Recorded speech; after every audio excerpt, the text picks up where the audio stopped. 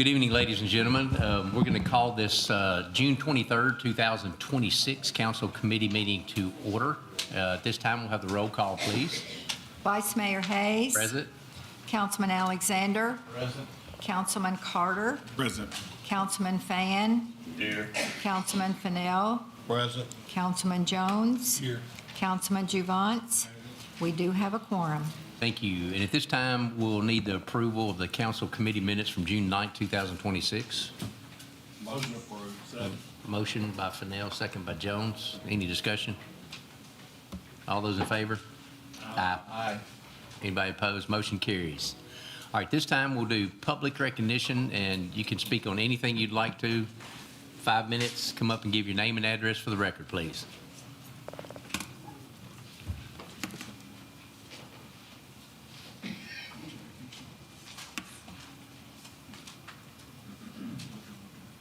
Hi.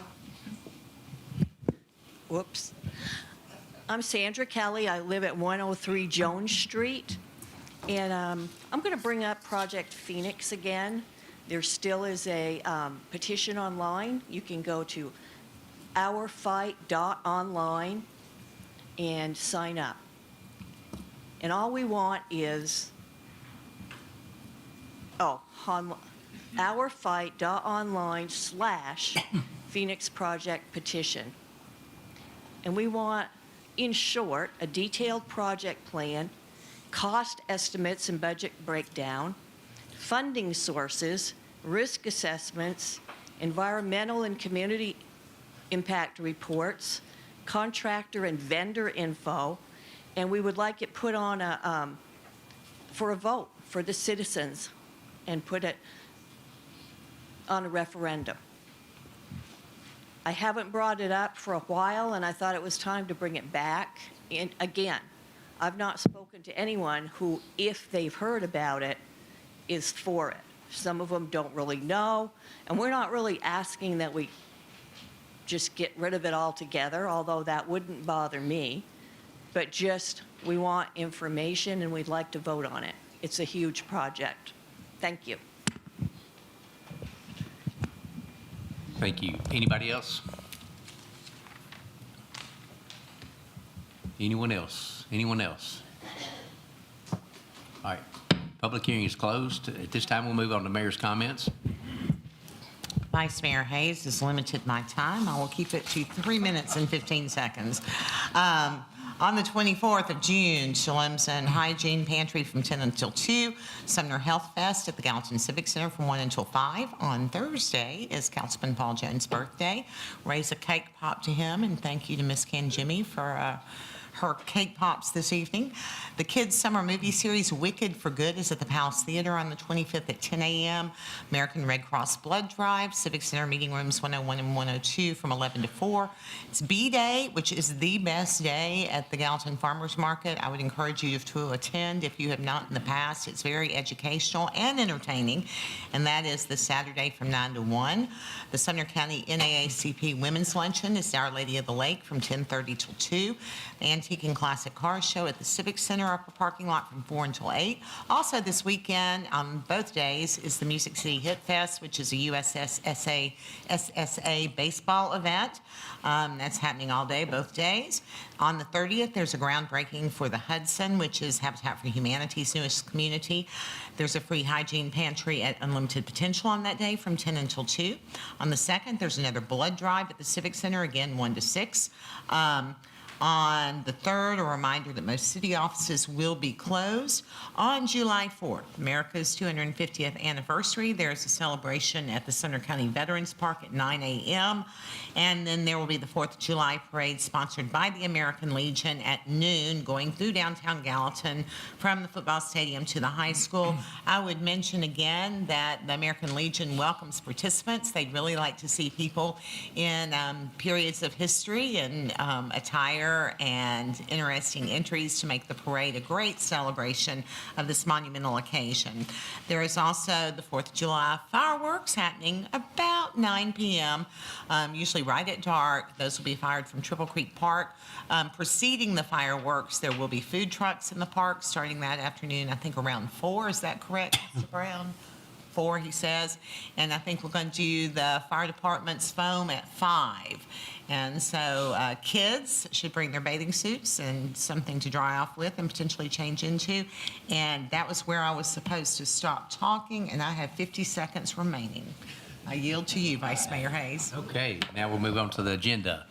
Item number 1 is ordinance number 02606-51, an ordinance of the City of Gallatin, Tennessee, approving a preliminary master development plan for Kinsley, a residential development on a 21.94-acre portion located south of Long Hollow Pike and west of Greenlee Boulevard. Mr. Rose.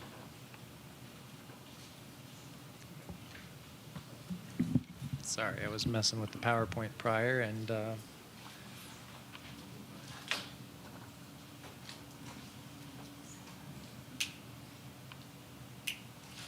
we go. All right, so thank you, Mr. Vice Chair and members of the council. This is a request to approve a PMDP for 33 single-family homes and 49 townhomes on a 21.94 plus or minus acre portion of a parcel in the MRO, which is multiple residential and office district, for Kinsley, a residential development located south of Long Hollow Pike and west of Greenlee Boulevard.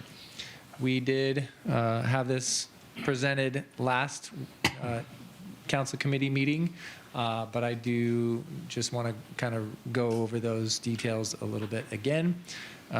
So just again for your reference, this is Long Hollow Pike here, and then you've got Grandstand Boulevard here, and you've got 386 kind of to the south. Greenlee Boulevard is this one here. So there would not be any proposed commercial development with this proposal. The proposed density is 3.74 units per acre, which is significantly less than the 14.52 units per acre that are allowed in the MRO district. Again, as you can see, the MRO district kind of encompasses a bigger portion, including the Maddox property to the south, but some of the neighboring properties as well. This is the property in this blue piece there. And we did go over a few exceptions last time. Just to reiterate what those are, your street side yards are going from 20 feet to 12 feet with a 5-foot possible porch encroachment. Your minimum lot widths from 60 feet to 50 feet. And I'll say, and that's for your single family homes. I'll say the 60 foot to 50 foot is pretty standard. If you look at a lot of the different PMDPs that we've got, especially with our PRD districts, you see those 50-foot lots a lot. And of course, that comes along with an open space requirement. Whereas, you know, in the MRO district, we're not requiring that percentage per se, but they have provided quite a bit of open space within this development. So we do feel like that's an appropriate request. Side yard, and sorry, the townhome exceptions now. So side yards would go from 10 foot to 7.5 feet opposite a common wall. Street side yards from 20 feet to 15 feet with a porch encroachment. Minimum lot widths from 60 feet to 24 foot 4 inches. And that's, again, townhome standard width is not going to be 60 feet wide. You would never do townhomes that wide.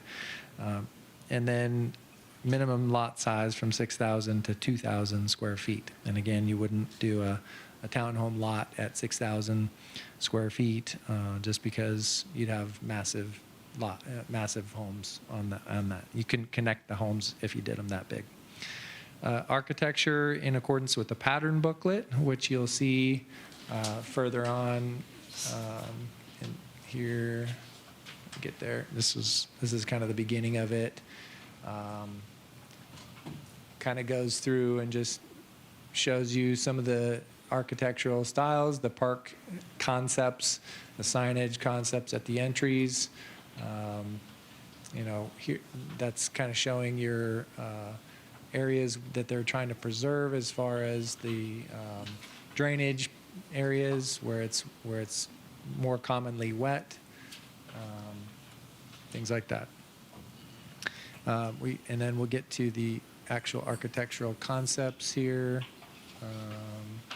There's kind of a rendering of it, and then they've got some images of what their elevations would be right here for the single-family homes, and then here for the townhomes. So nice roof lines, kind of undulates and varies. With the single-family homes, good architectural enhancements. The property is designated as general urban in the Plan Gallatin, general urban character area. So that particular character area allows up to 15 dwelling units per acre. And again, they're proposing 3.74, so it's well within that. Grandstand Boulevard is a big piece of this. So you'll see it, I'll just pull up one of the plan spots here, right here. So Grandstand Boulevard starts back here at Greenlee on the bottom of the screen, comes up, connects here, dead ends here with the development to the east of it, and then it would continue on through here, and eventually the plan would be for Grandstand to make it all the way over to now I'm gonna blank on the road, Bison Trail, and that so it'll be a throughway all the way through, and give us great access for that whole quadrant. Of course, that's dependent on eventual development of Maddox property. The part of the property to the north of this property is in the agricultural district and is not part of this development. So the property includes a bigger piece that is it's in green, but it's actually green and red. You'll see it there. So the agricultural portion of it goes to there, I believe. I thought it went all the way down, but maybe I'm on the wrong drawing.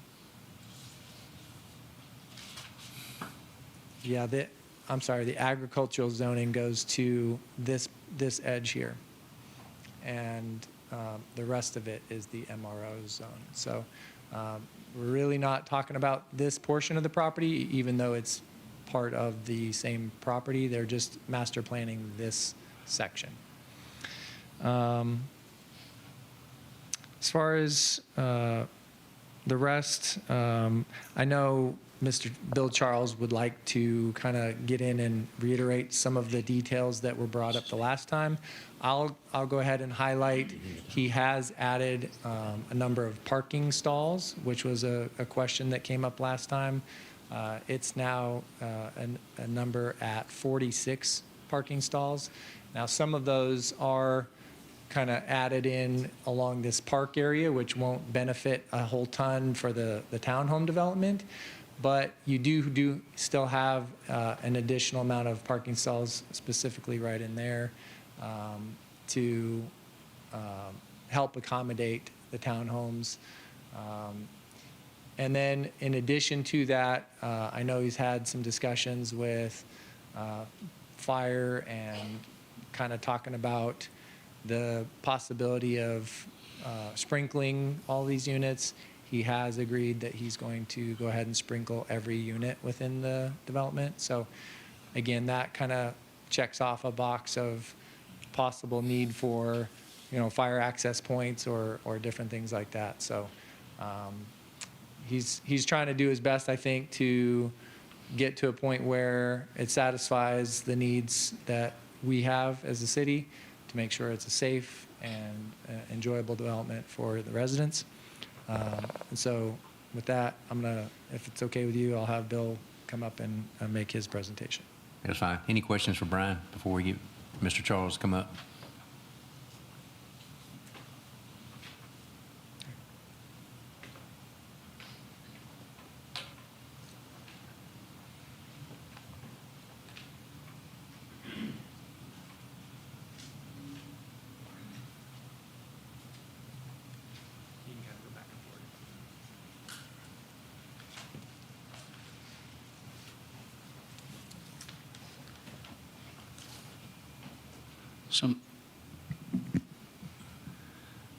So my name is Luke Tolley.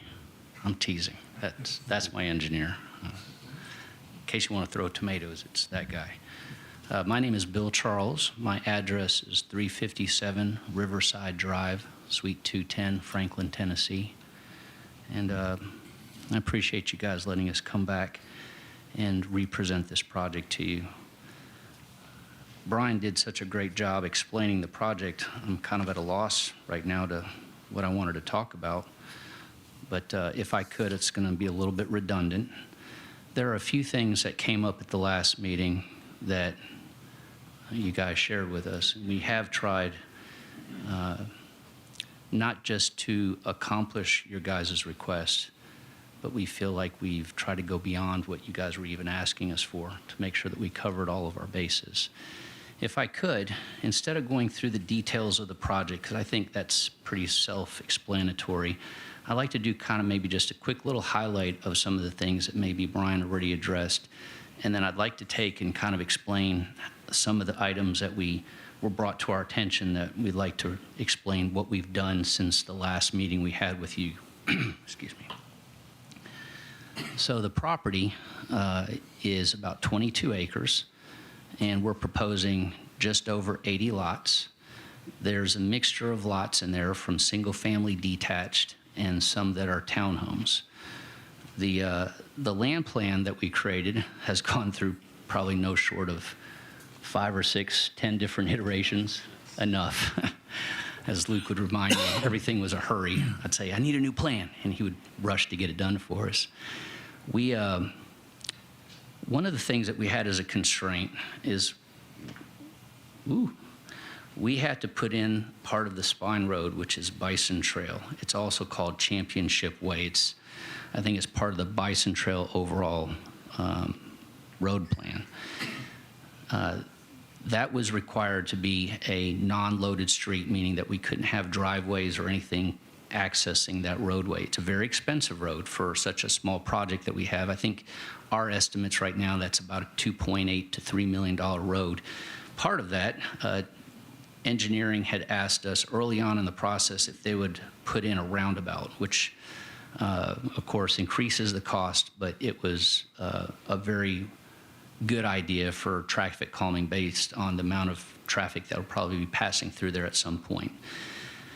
The property is zoned MRO, and in that MRO zoning, if we extend out what the uses would be, or the total density, it would allow 318 total units, if I did my math right, and that's based on 14.52 units per acre.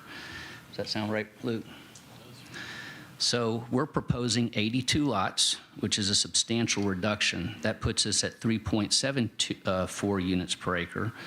That is still slightly less even than what Kensington was approved for, which is the project just below it. I believe that was closer to 4 units per acre. So we're a little bit less density than what they required.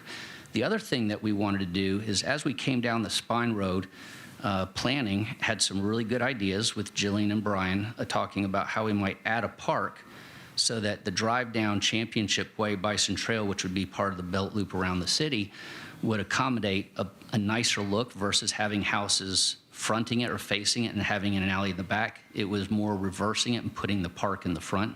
I think that's going to be a really neat look. The other thing that we've done that has caused a little bit of the waiver requests that we have, and I'm going to go through those in a second, if we zoomed in to the townhome section, I wanted to create something a little bit unique. So these townhomes we could have just made them back-to-back townhomes like you historically would see in a townhome development. we wanted to carve out a common area, kind of like a courtyard of sorts that would be landscaped with park benches, fire pits, and that sort behind units. So that's why we've asked for some of the waivers, which I'll get into in a second. It has a little bit to do with that. We also have reasons for a couple of the other waivers, but I'll jump to that next.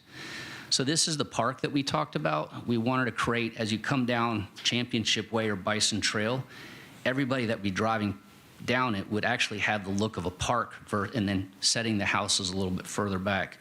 One thing that we wanted to be conscious of, and I'm going to go back, guys.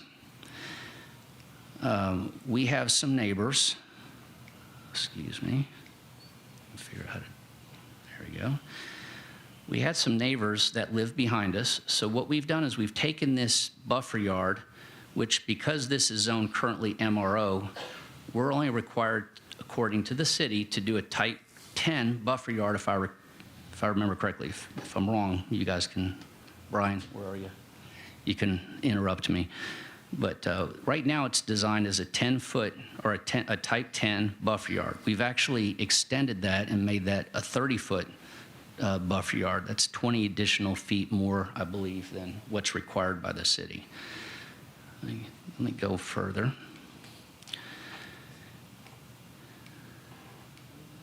I want to skip over some of this. Let me go back one. At the last presentation, we talked about how the design started. So we have actually done a little bit more due diligence on this project than you historically would at this time. We went ahead and got our concurrence letter from TDEC for all of our jurisdictional features. We've done our biology. We've checked for endangered species. We've set our buffers apart based off of those approvals.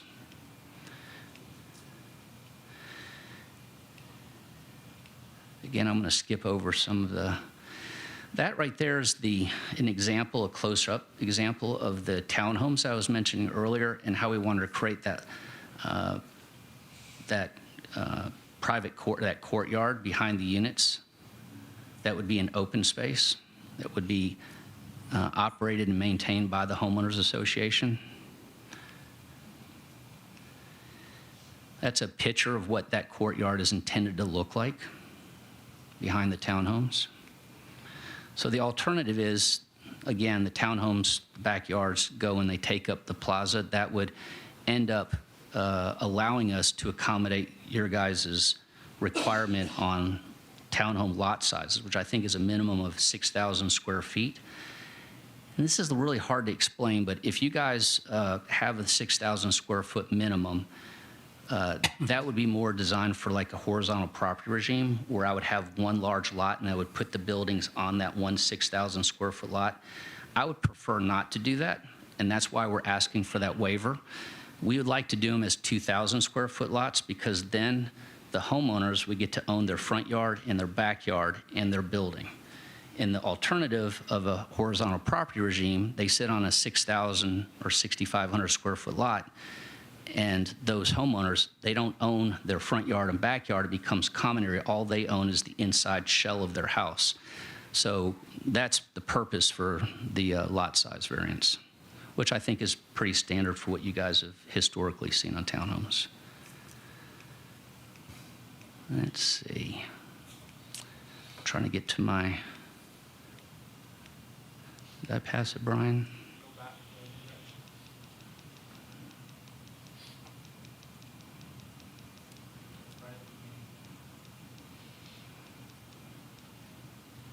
Perfect. This explains our buffers, and what is hard to see is up in the top left corner are the 5 exceptions or waivers that we're requesting. If I could, I'd like to go through and explain each one of them, because there is a purpose. First of all, we have a 15-foot buffer request along our property line, which we may have, we'd still do the higher dense landscape requirement that you guys have for a 15-foot buffer. We would be trying to preserve as many of the existing trees as possible, as if we have any areas where we actually get into the trees, we're suggesting as part of our entitlement package that we would replant them with the spec required by the city, a higher spec. Again, I mentioned how we have an increased buffer, substantially larger buffer, 3 times along that property line. The rest of them are the typical. The second waiver we requested is the minimum lot size, which I had mentioned a second ago. If it was a horizontal property regime, I would take an entire 6,500 square foot area and I'd put 4 buildings inside of it, and it would be a horizontal property regime, but it would still meet the city standard. We'd prefer not to do that. I would rather carve those 4 or 5 units into separate individual lots, which is then putting us at a minimum of 2,000 square feet. The difference is a homeowner gets to own their front yard and their backyard. As in a horizontal property regime, everything on the outside of the house becomes common area. We'd prefer not to do that.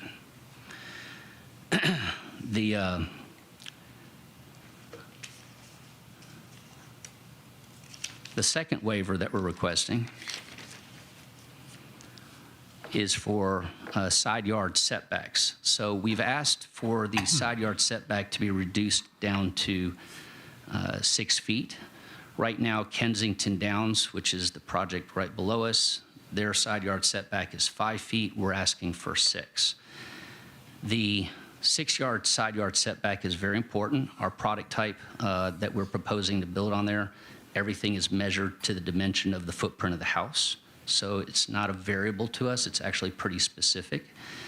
The one thing that came up in the conversation since I met with you guys 2 weeks ago, the fire marshal office, who we've had discussions with, has, we talked originally to them about having one access point in and out of this neighborhood. In that scenario, the city has rules and regulations that said we have to sprinkle everything after the first 30 houses. So there would be 30 houses that are not required to be sprinkled.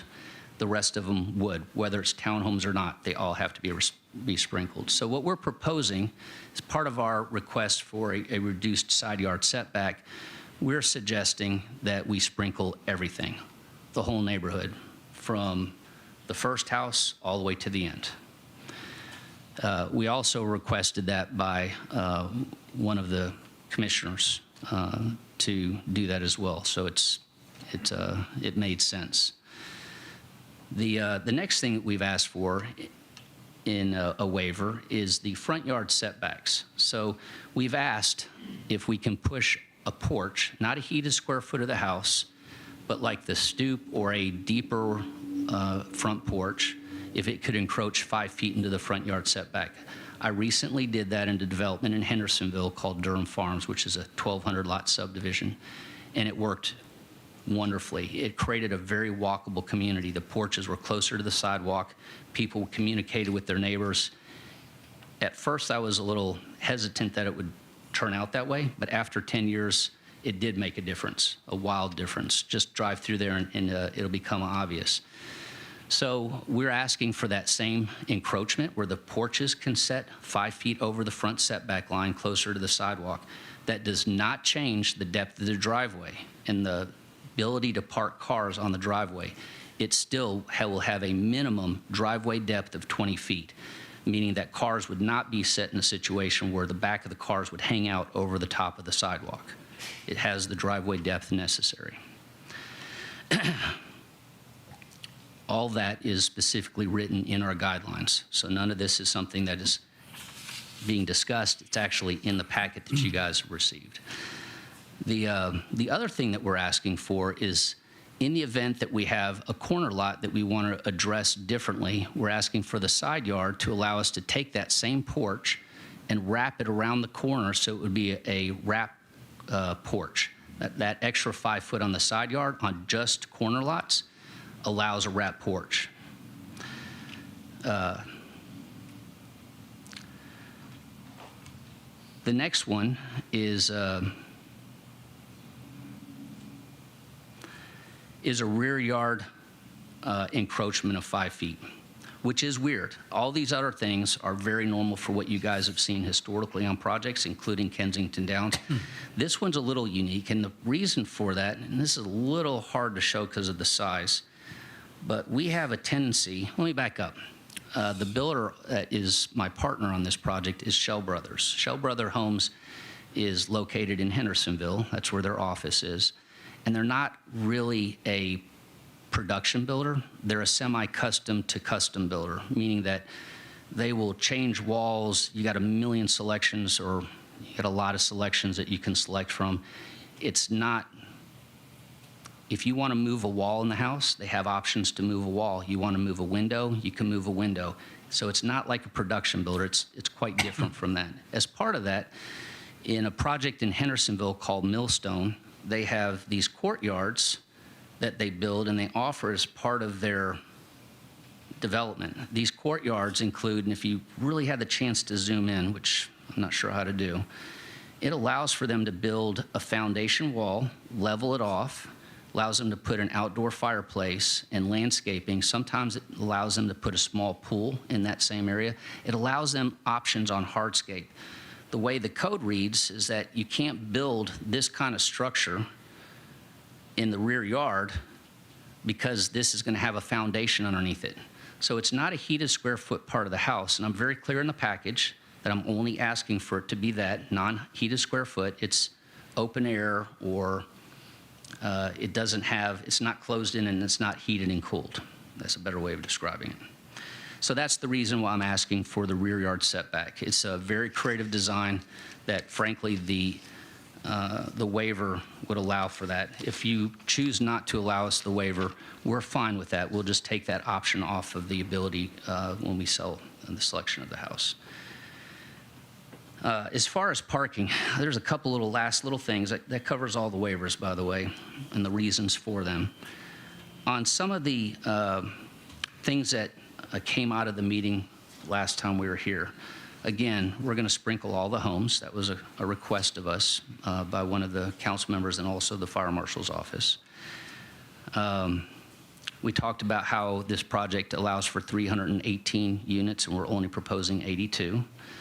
The proposed street width, which came up in one of the last meetings, we're actually increasing the size. The typical standard for the city of Gallatin is a 20-foot asphalt section. We're larger than that with what we're proposing. It's in the book.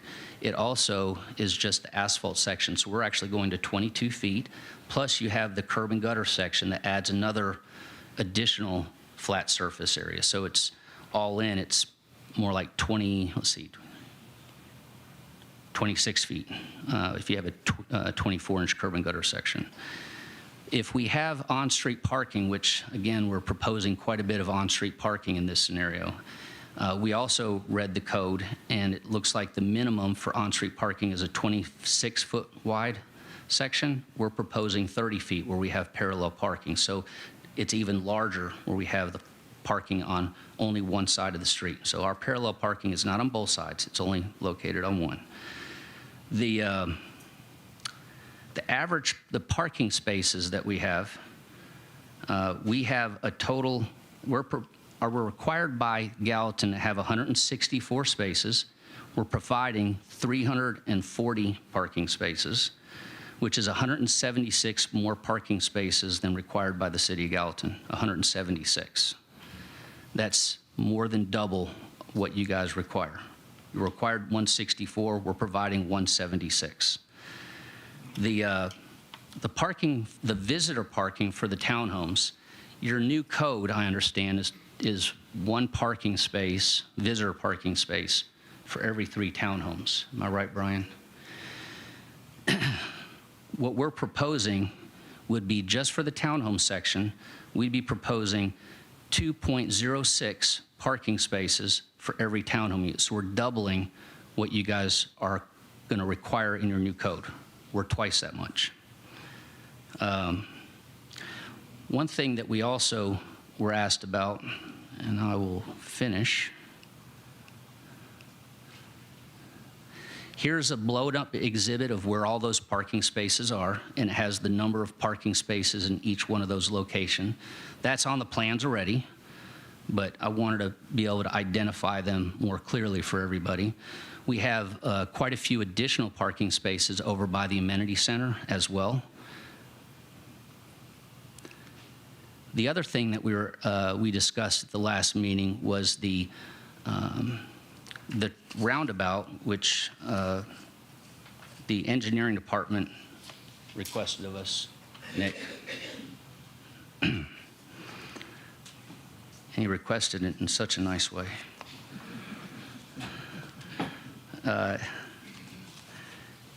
We created a template, which is not uncommon. When you get into engineering design, this is usually when this surfaces, not typically at this level of planning. However, because it came up, we went ahead and ran the template. So our civil engineer, Luke Tolley, went and confirmed with the fire marshal's office today that the truck apparatus that you guys have, which is your largest truck, I believe to be a 39-foot aerial truck. Yes. And so we used the 39-foot aerial truck to create a turning template to show how it works around that roundabout.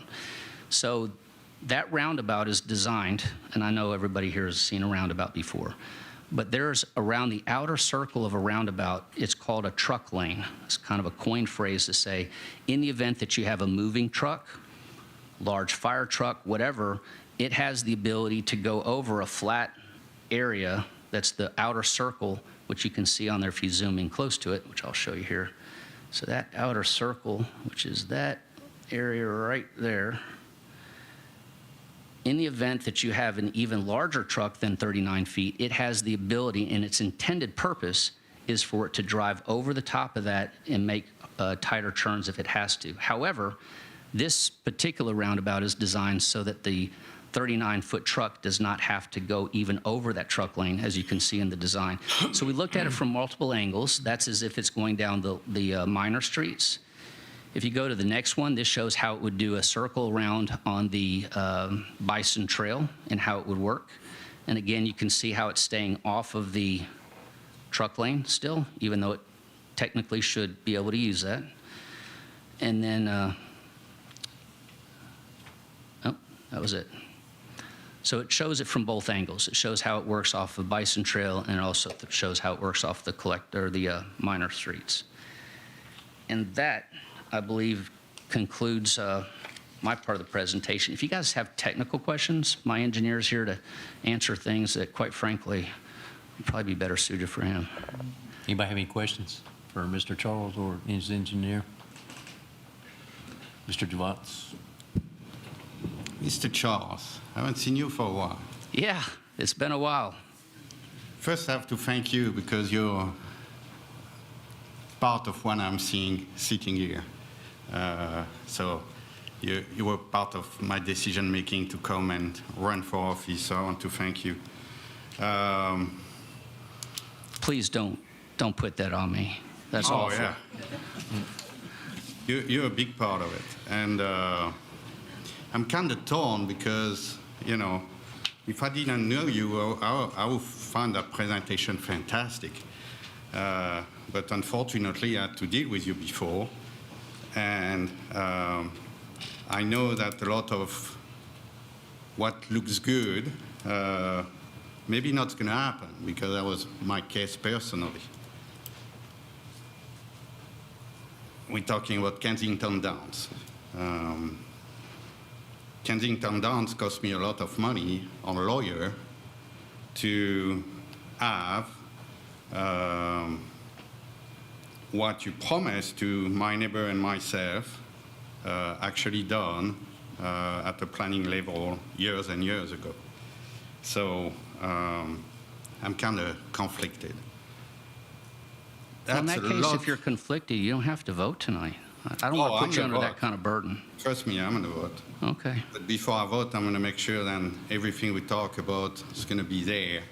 And the people who arrive in 5 years, we're going to be able to come back and make sure everything is done as that got told tonight. That's a lot of exemption you're asking. Single family detached lot, you want 1, 2, 3, for exemption out of 6. The 5 porch encroachment, I give it to you on the front yard. Even if I drove through Andersonville and I see it, and I rarely see people there on the front yard, but that doesn't bother me. The side yard of 6. If you went to Durham Farms, you would find that those porches are used quite a bit. I'm not sure why they're not in Kensington, but in Maybe- Durham Farms, the 1,200 lots, it's all the time. Maybe I didn't drive at the right time. That's possible. Maybe, yeah. Midnight, they're probably not Let's out try there. not to get to a back and forth thing. Let's let one person talk, let him ask questions, and then we can answer here in a minute. The 6 yard instead of 10 yard, you're going to sprinkler everything, but I talked to my fire chief. I know he doesn't like it, but you sprinkler everything, so that's kind of balanced, maybe. The street side yard, 12 foot instead of 20, including a 5-foot porch encroachment. So now we are 7 foot of side yard, where that I'm totally opposed. The lot width, we want 50 foot instead of 60 foot. We'll make an amendment that your lot width is going to be 60 foot as soon as I'm done talking. The single family attached, I call them multi-family, but I don't know why we call them single family there. The side yard, you want, again, an exemption of 7.5 foot instead of 10. The street yard, you want an exemption of 50 foot with 5 foot encroachment instead of 20. So we're back at 10 foot with half of what's required.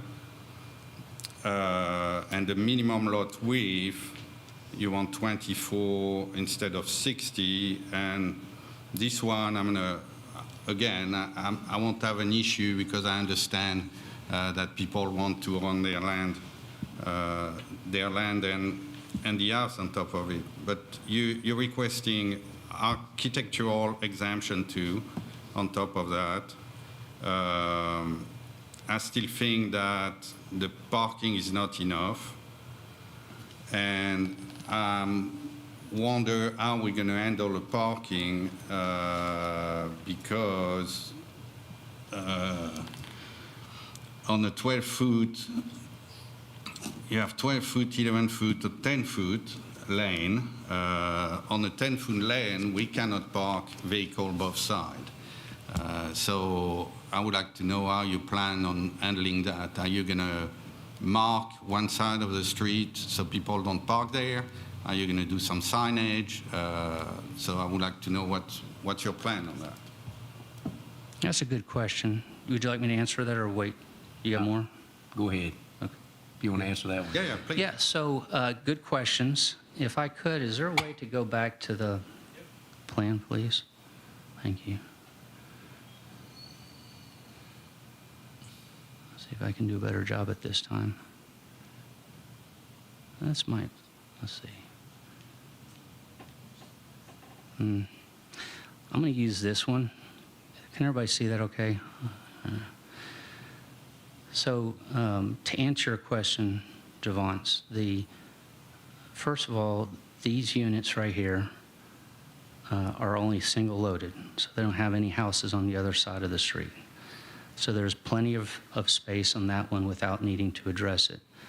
Kind of the same thing over here, where these single-family homes don't really have houses facing across. They don't have driveway cuts, is maybe another way of saying it.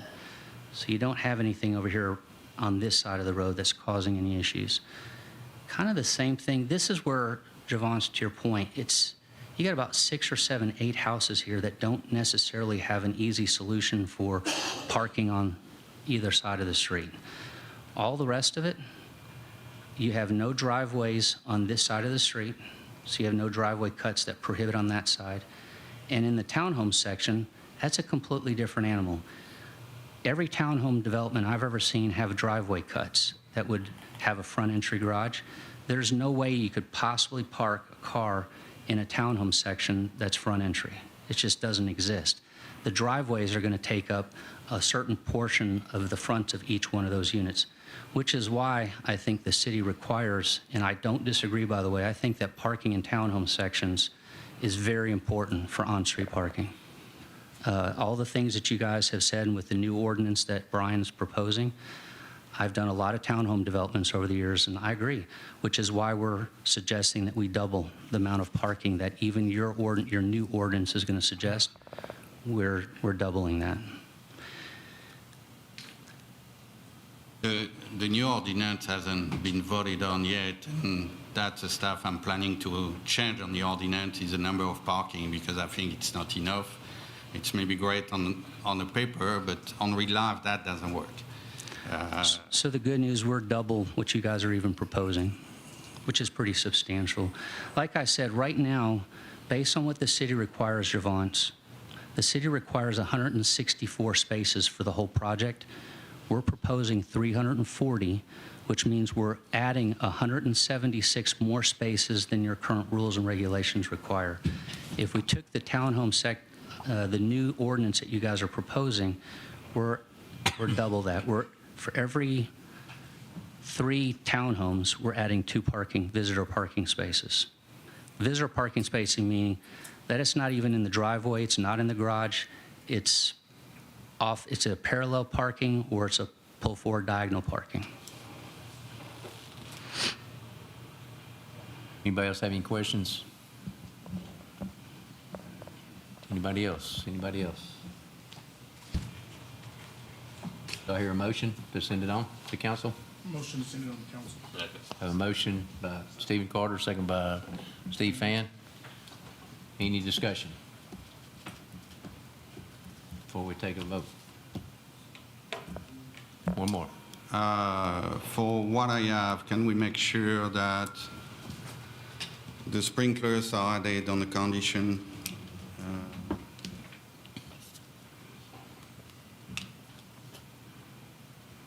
What'd you say? The what? That the sprinklers, that all units got sprinklered, added in a condition? Because I don't see that in my... Is that a motion?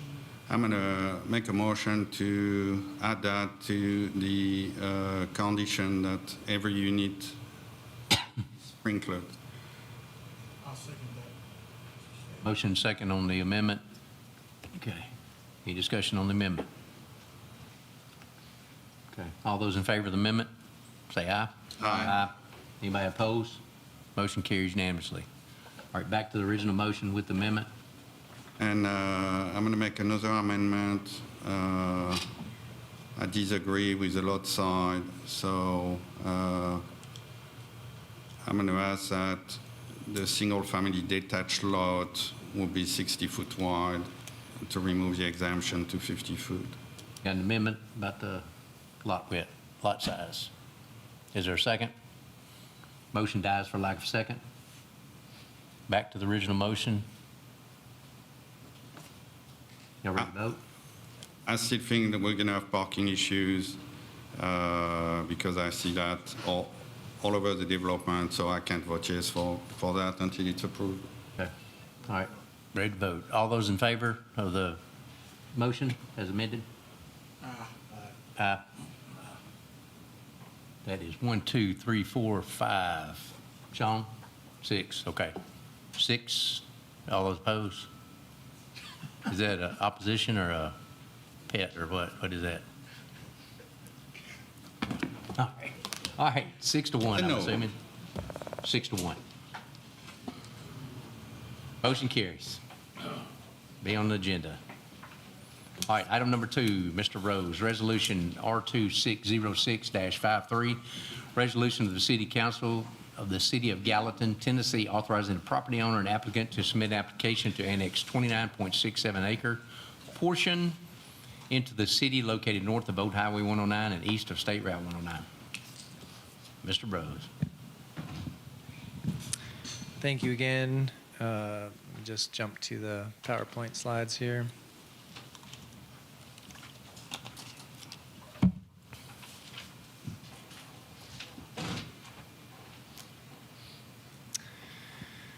Okay, so this is a request for permission to apply for an annexation of a 29.67 plus or minus acre parcel located north of Old Highway 109 and east of State Route 109. This is a location map for you. So for reference, this orange area is the Meadows. So that's a recently reapproved project that the city has done. The project in question is this yellow area, which is a piece of property that is close to but not adjacent to the Meadows property. It's divided by the railroad tracks, so you do have a non-contiguity there.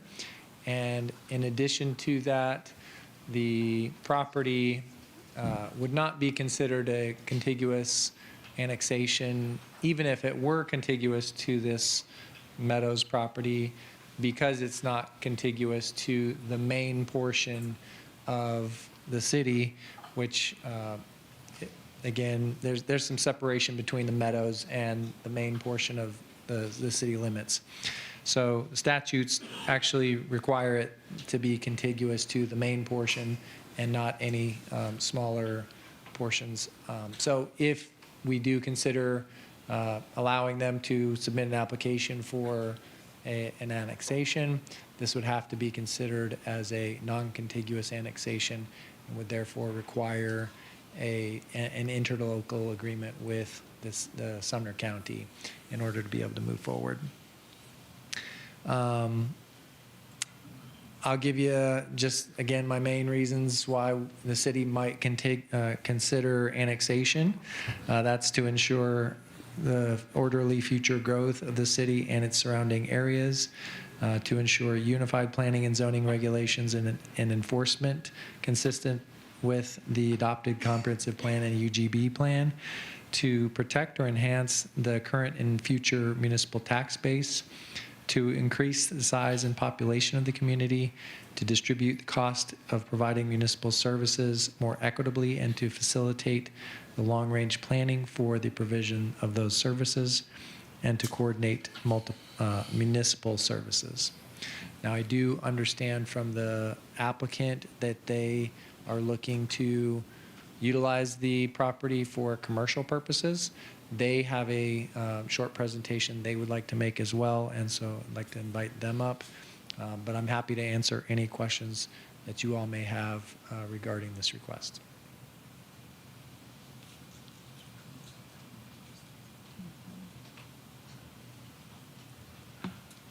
She's on her way up.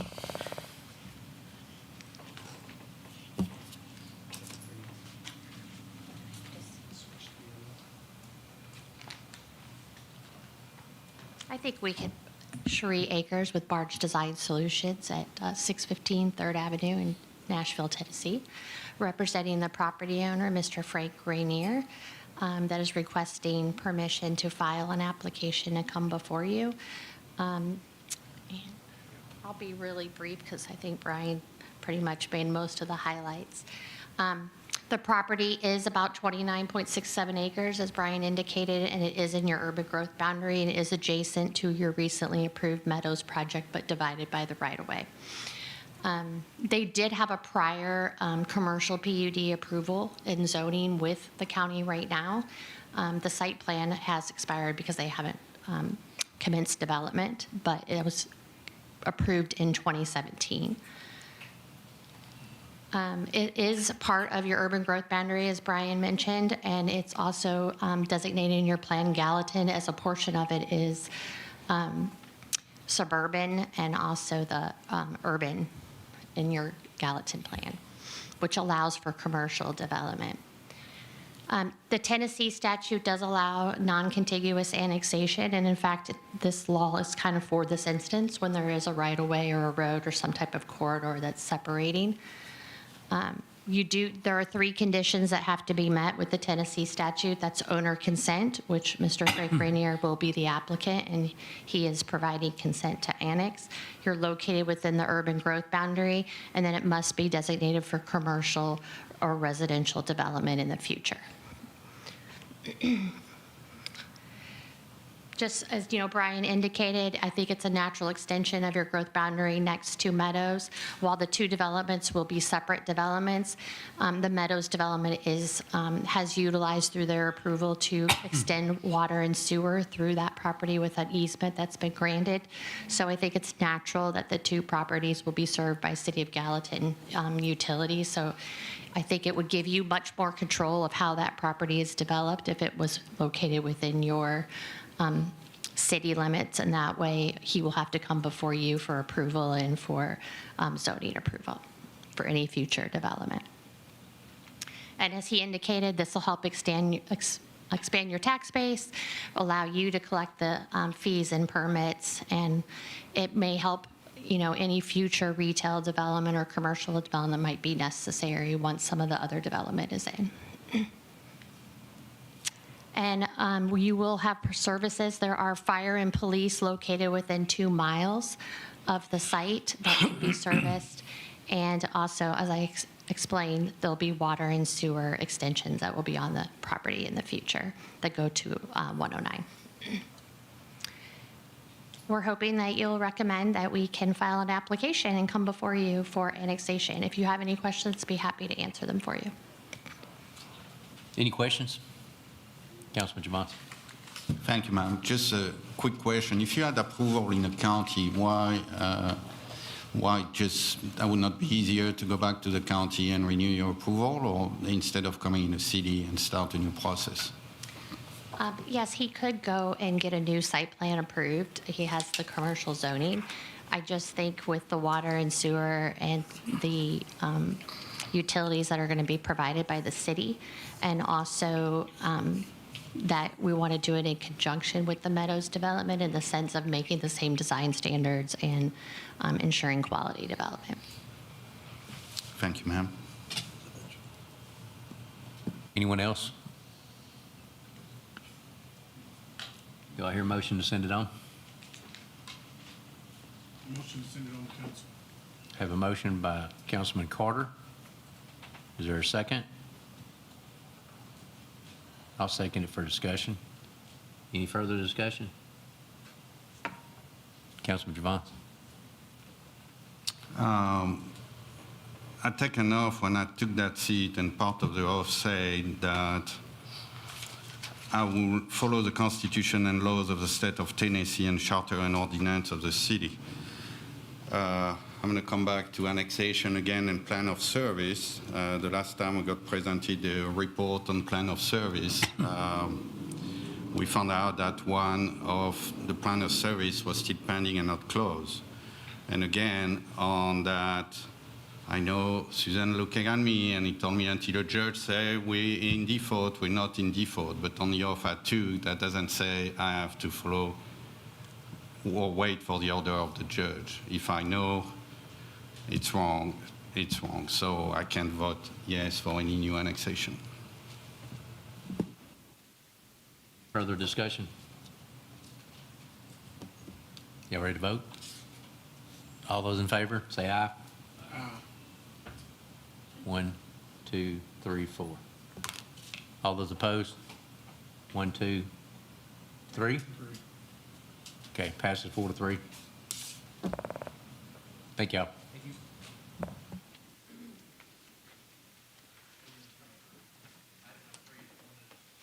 Ordinance number 02606-53, ordinance appropriating $8,270.74 for repairs to the 2019 Spartan Rescue Fire Apparatus. Good evening, Vice Mayor, Mayor, and Council. The purpose of this item is to appropriate insurance reimbursement check from the insurance recovery account to the fire vehicle repair line items for damage to our 2019 rescue fire truck that struck a bollard while traversing a narrow drive behind 207 Maharris Drive. Motion to send it on to council. Have a motion by Councilman Javante, second by Councilman Jones. Any discussion? All those in favor? Aye. Anybody opposed? Motion carries unanimously. Thank you. All right, item number 4, ordinance number 02605-45, an ordinance amending Chapter 9 Fire Protection and Prevention, Article 6, fireworks of the municipal code to prohibit sparkling devices as authorized under the Tennessee Code annotated 68-104-101, as amended. Mr. Howell. Vice Mayor, Mayor, council members, we were asked by the fire department to get something together for some legislation that the state had passed through and will take effect in July the 1st. What the legislation does at this time, it allows for sparkling devices, novelty type items to be sold inside of department stores like Walmart, Target, all those type of stores.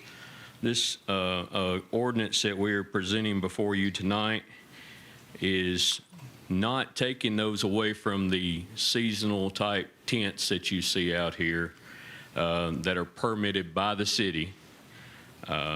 This basically is putting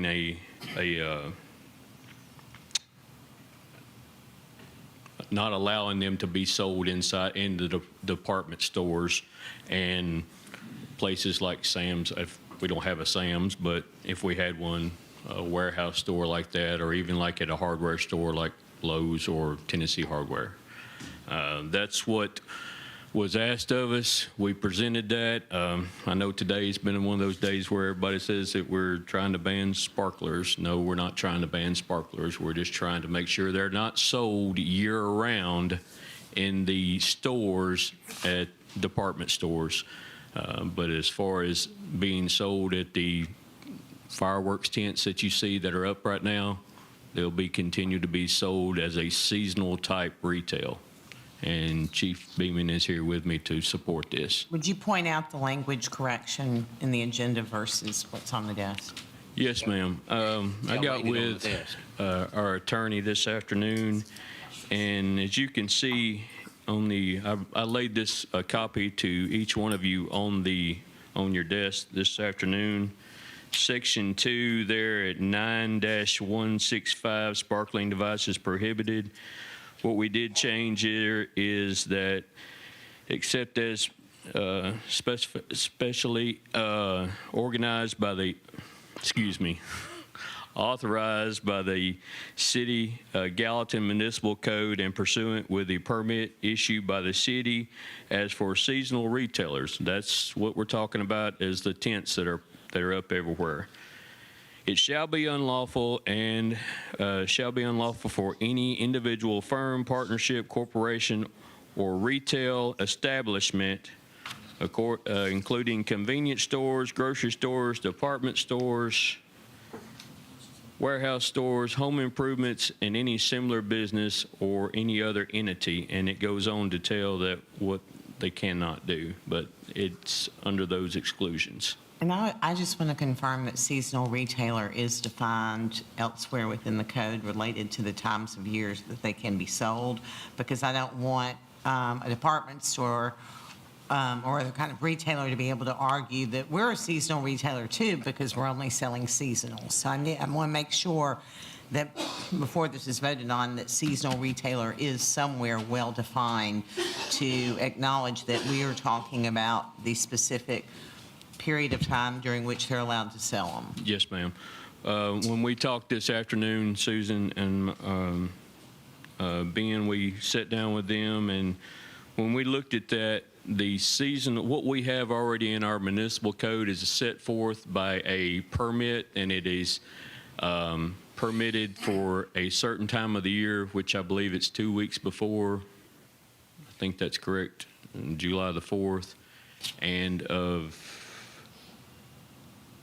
June the 15th through July the 5th, that's right, and December the 2nd through January the 2nd. That's what I thought. It's set forth in our municipal code already. That's basically for our seasonal operations for retail. And that is why we added the language, except as specifically authorized by the municipal code and pursuant to permit issued by the city. And so that should take care of that. The county going to enforce this same rule? Sir, I cannot answer that. Everything that you see that's in the county right now, there's especially the pop-up tents that you see all around, those are inspected by the state fire marshal's office. Councilman Javance? Thanks, sir. Thanks for changing the language because that language ignited some fireworks today. You see how I did that? Yeah, I like that.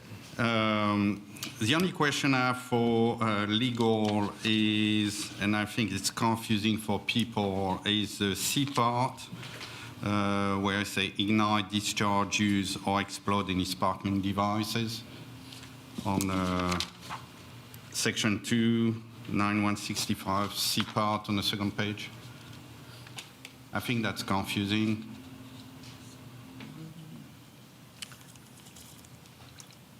If I may interrupt, that's the way the state wrote it out as well. Okay. Anybody else? If you're looking at me, I wasn't here when this was drafted, but it is my understanding this is the language the state gave us to use for an exception. And so it's my understanding this is really just to prohibit the year-round sale of sparklers in retail stores. That is that correct. accurate? That's the summary, yes, ma'am. Okay. Any further discussion? Would there be a way to modify that to make sure or to make clear that doesn't include normal, normal consumers or you in your backyard or something like that? Because the way that could be written, when I read it, that means, I could not ignite. I know lawyers write stuff sometimes, we're kind of weird, but Thank you. If you would, you say you didn't write it, so it's not you. Go ahead. I will look at it. I will work with Codes and Fire Department to see if there's, number 3, I think that pretty well takes care of it. Number 3A. three. Number 3 under 165, 9-165, 3A, public fireworks expositions conducted pursuant with the state law and approved permits by the building or fire code official. None of that is approved. None of that is prohibited, which would be someone in their backyard shooting fireworks. But they don't have a permit. They don't have to. That's what I'm saying. It's not prohibited. Yeah, but they say, and approved by permit. Well, So- that's also what that does include is we do have places throughout the whole year that they come in and get a display permit to do shoot fireworks for schools, wedding, churches, that's basically what that is speaking to. I will work Yeah, with him please. this week to see if See there's if we can something we get can add to A refine little that. more clear. Okay. Any other discussion? Thank you, sir. I hear a motion. Thank you. Did we get a motion? Motion to send on? Councilman Javance and then who else? Councilman Jones. Okay. Any further discussion? If not, all those in favor? Aye. Pass unanimously.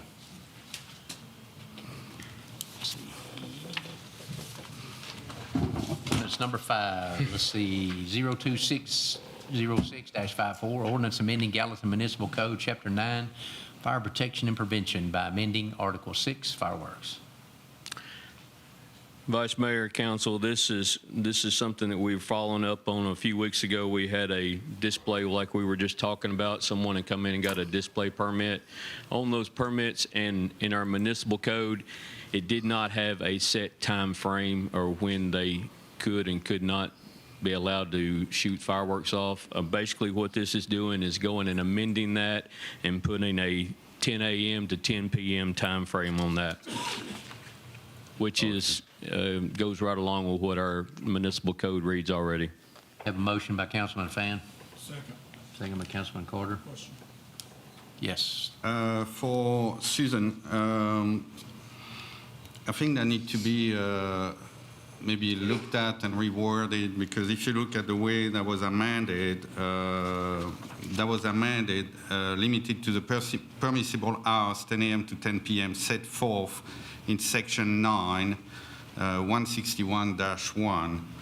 And if you pull the 161-1, it puts a date there. he puts a date, July 1 through July 4, and we're talking about year long. So I think that need to be cleaned up, because if we do that, it's not a year long, it's a set date. So that's probably need to be cleaned up to make sure we attend what we're trying to do. Thank you, ma'am.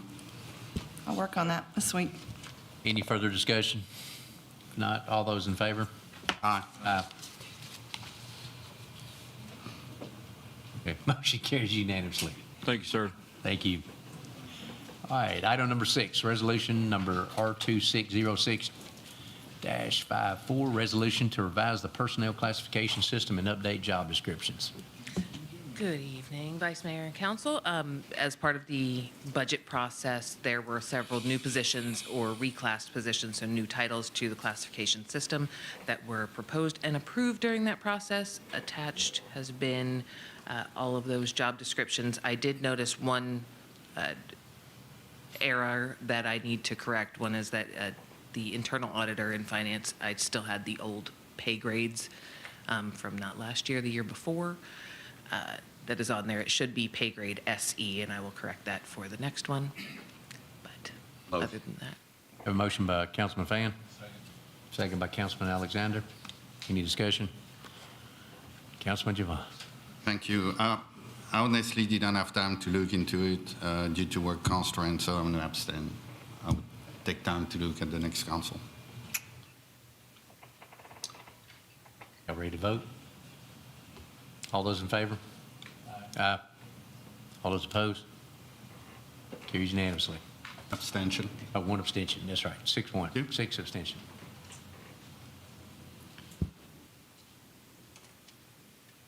Item number 7, resolution number R2606-55, resolution of the City Council of the City of Gallatin, Tennessee, directing the Gallatin Municipal Planning Commission to evaluate a potential moratorium on new applications for apartments and to provide this body with a recommendation. Motion to approve. Have a motion to approve. Is there a second? Second. Seconded by Councilman Alexander. Any discussion on that? Go ahead. Thank you, sir. We talk a lot about it now. I think it's a good idea to send it to planning, and because we have no choice. But few things. I think we should change the word apartment from multifamily, because maybe I didn't find it, but I didn't find any definition for apartments in our code. It's not defined. So how you define apartments? Because depending on what you see arriving, we had flat, stack flat, apartments, condos, there's a bunch of words. So I think we should use and on the number you gave us last week, you talked about multi-family. You didn't talk about apartments specifically. So we have 50% approved on multi-family of what's already in the pipe. And another thing I would like to do too, because I think the time is the essence on what's going on there. And I just saw what happened with the time that took for the planning to get ready to send us the ZOCO, the new zoning code amended. Is there a way to put a limit date for them to send us back a recommendation to make sure that process doesn't last 6 months or more? That's a question for Susan. Is there a way to put a limit on? To put a date to instruct the planning commission to send us a recommendation. They approved ZOCO last night, so it's coming. No, I'm talking about that one. When we, Okay. yeah, they approved ZOCO last night, yeah. But that resolution, if we send it to the planning to add a date, a firm date to get a recommendation by the planning. That's something I'll have to research. I can't answer that for you tonight. We'll research that and see. Okay. Any further discussion? And you're going to have to research, can we send it to the planning and amend after and add the date if we can do that? I mean, can we push it to the planning, that resolution to the planning, and if you say we can put We put this on the agenda for next week. She'll have an answer for us I'll by try to next have week. an answer before that, or that's the goal, is to have an answer by Okay. next week. Thank you, ma'am. Okay, are y'all ready to vote? All those in favor? All right. Aye. Anybody opposed? Motion carries unanimously. All right, number 8 is Rachel, financial reports for May. Financial reports for May are in the packet. The city continues to perform well with our revenues and our expenditures, and I'll be glad to answer any questions if you have any. Anybody have any questions for Ms. Nichols? Thank you. Thank you. Item number 9. Can we go back for just a moment, because you moved so quickly on the moratorium? There was a blank in there for how long the moratorium's going to last. We need to send Was that going to be a year, a 1 year, or 9 months? 2 years. Or just leave it blank and send it to council and I would prefer that it be on the agenda. 2 years. 2 years? Make a motion for 2 years.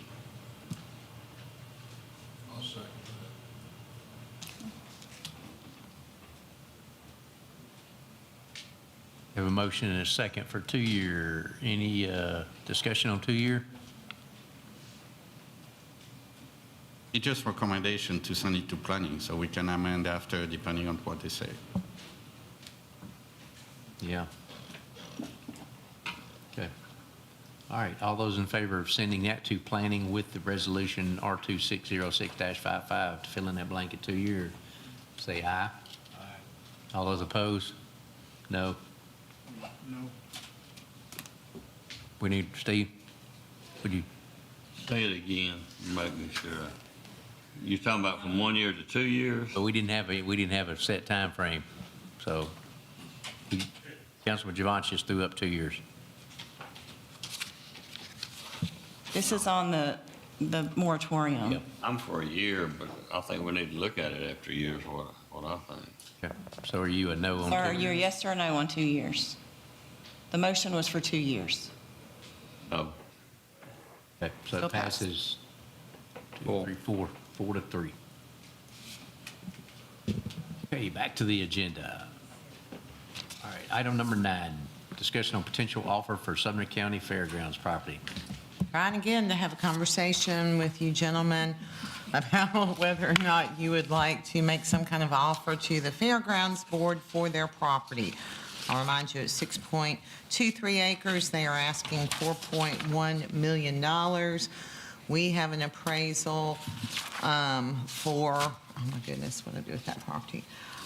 Piece of paper. We have an appraisal for 1.8. Say at 1 point, I can't find it right now. 1.8 something or other.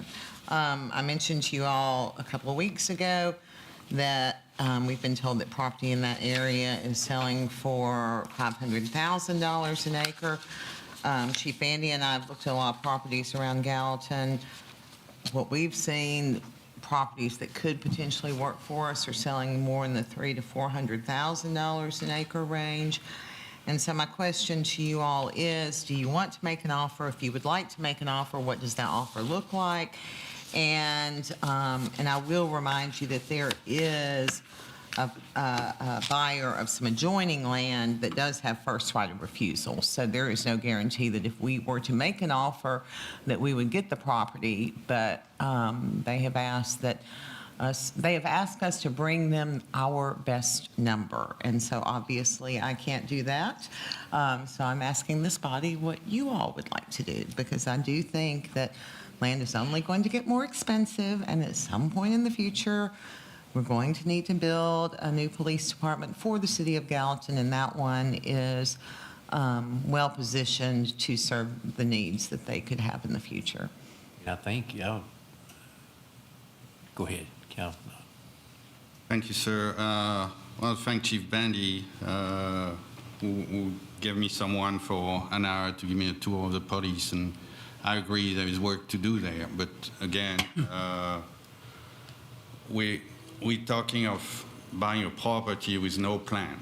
That means the last property we bought, the one you guys want to sell, has been sitting there for how many years now? With nothing done, no plan. So, Too many.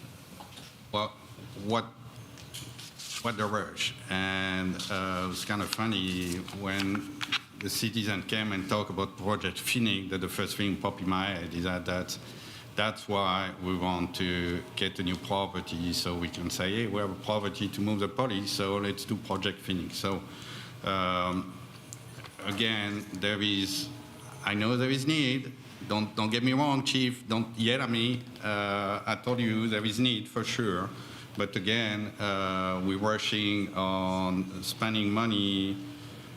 And the same question I'm going to ask that I asked last time is that where is the money? That was not in a budget. So where the appraisal was done during budget process, I think, if I read the date right, that should have been included in a budget. I think it's rushing, and there's probably other properties who may be going to show up. I know it's a good spot, but again, I just look at what happened. The last property we bought that's been sitting there for years and years with nothing done. So I don't want to sell it, Mayor. Let me be clear, I don't want to sell. I think that would be a great park, but nothing has been done, so I can't go with that. And I'm just the opposite. I know that property's been sitting there, and we've got another piece of property out on, I think, Big Station Camp, too, that we've had for years and years that was given to us for parkland, and we have not done anything with that either. But, I'd love to see us sell that we're, Well, and that's my opinion. That's why I'm proposing that we buy land when it's available, because once it's built on and there's a development there, it's no longer available. If it is not built on and 10 years go by, you will be looking at double this price. Langley Hall, we purchased many years ago because it was available to us and the landowner made a great deal. Had we not bought that, it would have been more residential property. And same problem, I don't know if that would be the same, probably not what would have happened on Station Camp. But those properties will be beautiful parkland at some point in the future. This body certainly has the ability to dedicate funds, increase citizens' burdens if they so desire to invest in those. We've been trying to make sure that we build our reserves so that when we do have opportunities like this, there are funds that we can use to purchase these properties or do whatever we have to do, be it an emergency or something that we have to fund out of our existing dollars. We have good reserves. I'm not saying that we need to go on a spending spree because we have good reserves, but the reserves would be appropriate for something like this. I do not regret buying that property, even though it was probably a decade ago now. Again, in the future, they will be revered and appreciated parks. We're working on getting access to the properties out on Station Camp. East Main Street, we've applied for multiple grants to try and do something with that. That would, even if we wanted to fund that ourselves, I think we could do something nice there. And something could be done with Langley Hall, but we're just really not entirely clear on exactly how we want to use it. The vision that Mr. Brown and I have talked about multiple times over the years is walking trails or running trails that could potentially be used by the cross-country team. The house that is on the property, it is a neat, big, open house. It's been used for lots of film and video shoots, but it could be a wonderful training center that could be utilized by the departments of the City of Gallatin and other, say, industry in the City of Gallatin. The grounds on the front part of that property would be beautiful festival grounds if you wanted to have an arts festival there or a music festival there, on a small scale, not a big thing. But again, I think I still stand by those being excellent investments. I don't support selling them, and I do think that it's worth making an offer, whatever you think is a fair offer. And with a property like this, I would say you make an offer, they decide to take it, the person or the buyer that has first right of refusal doesn't outbid us in essence, and we wind up with the property, and then another opportunity presents itself, and we find a better location, which we have searched and searched and searched, even land that's not for sale, about what could potentially fit our needs. And this can potentially fit our needs, but if some point in the future there were an opportunity for a better property, then you could sell this property if you paid the right price for it. But it's up to this body. I've said enough. Councilman Fennell. I don't think you can go wrong with buying property. I think it gives us leverage. My point was I would just, after owning Langley for so long, I think there's opportunity there to make money, whether we can sell or not. I understand that. I would just love to have been able to shift some stuff around and took that money to buy this fairgrounds. But if we can't even sell, if we cannot sell Langley or we're not going to sell Langley, I'd still like to buy the fairgrounds property. I think we got too many, there's too many positive sides of buying that, even if we don't use it, is resell it. I just think it's a smart investment to jump out there and try to buy that piece of property. I agree with you, Sean. Councilman Javance. Could you please remind her what was the appraisal and what they want? Went down there, they want 4.1 is their asking price. The appraisal, I went downstairs to get the papers and apparently didn't grab the one that had the dollar figure on the appraisal. 1.8. It was 1.8 something. And so, like I said, if you look at, $500,000 an acre, that is going to take it to 3 million and something. And then if you look at $400,000 an acre, 2 something. I mean, but I'm just looking for what this. Do you want to try and buy it? And if so, what price do you want to offer? For the appraisal. I mean, do you want to offer the appraisal price? As far as the city, yes.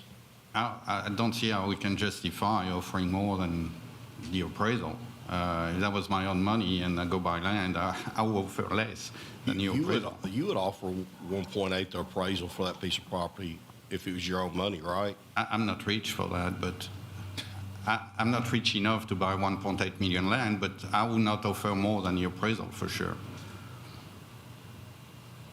I just make a motion that we offer $1.8 million for the piece of property.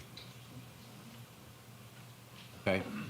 There's a motion on the floor. Is there a second? I'll second that.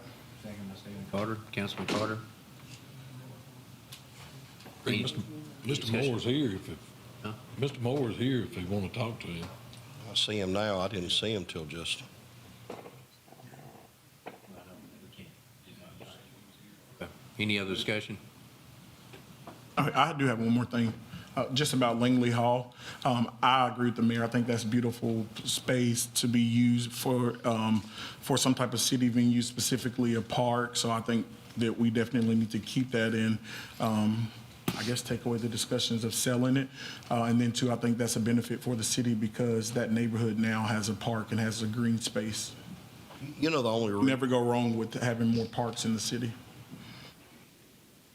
It's just, I mean, and I agree, it is nice to have them. It's just, How many acres is Langley? it's overhead, it's upkeep, the whole The thing. worst thing I think about Langley is the property and the house is okay to me, but what the worst thing about that, it's got big majestic trees there, but you talking about somebody going out there and trying to weed eat around those trees, that's a lot of upkeep. It is, it's a lot of upkeep. And like I said, we've had it for how many years, and we have not done anything with it except upkeep. You the don't ground. like the land because it has beautiful trees that have to be Well, you're not going weeded to take around. the trees down Gotcha. to make it easier to maintain because. All right, let's get back on this. The trees will Councilman die in Devont. time. I say I will not offer more than your appraisal, but I'm not going to vote yes for it because I don't think it's a time. And when I hear, not increasing the citizen burden, it's what we're trying to do with Phoenix when we're going to increase citizen burden with $150 or $200 million spending. So my mention was that I would not, if I was for it, I would not offer more than your appraisal, but I'm not for it. I can't. That's okay. I just feel I can't without put money opportunity- out without a plan. That make no sense to me. It's a lot of money. Just write a blank check. That make no sense. Wouldn't be a blank Any check. further- It's my money. proposed 1.8. Any further discussion? Y'all ready to vote? All those in favor, say aye. Aye. 1, 2, 3, 4, 5. No. No, and no. So, 5-2. May I confirm that it's the appraisal amount versus the 1.8 that I threw out there, because I don't know the exact number? Okay, Yes. thank you. All right, moving on, item number 10, discussion of dismissal process of department heads. Thank you, sir. I'm going to ask if I could defer it for the next work session. I had a really good conversation with our HR director today, but I need to talk to legal, and I didn't have time for that, so I would like to get more time, if it's okay with you. If it's not, that's okay. So Motion to defer, is there a second? Second. Second by Councilman Fan. All those in favor? Aye. Carries unanimously. All right, item number I 11. appreciate it. Discussion of moratorium on data centers. Councilman Javons. Thank you, sir. It's interesting topics right now. I think we're seeing, trying to push on data center, but we don't really have any idea of the impact that can do on everybody. That means on the water, on the electricity, on the people, because there is, again, what's telling us and what's really happening. So I think we need to protect. We need to protect everybody, and until we know more, we should not.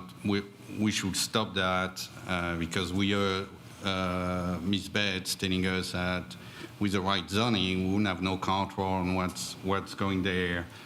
And I agree with Ms. Bates. There is a lot of information out there. We still don't know what's right, what's not right. The state take action. A lot of cities are taking action right now. We have one giant in there already, the Meta. And, people around it, even if we got told that will make no noise, no stuff, there is still noise, there is still a lot of things we didn't took account. And I'm not for opening the door to something which could be harmless to everybody without knowing better. So I think that was the idea. I sent you all what I was proposing. I put it online for everybody to get me feedback. I got interesting feedback. I think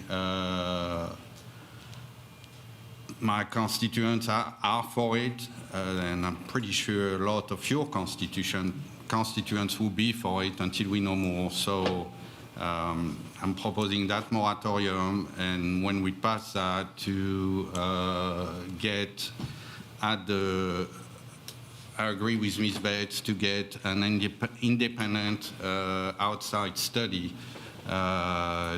to bring to us positive, negative, so we can actually assess what the risk is for our city. I make a motion to move to council.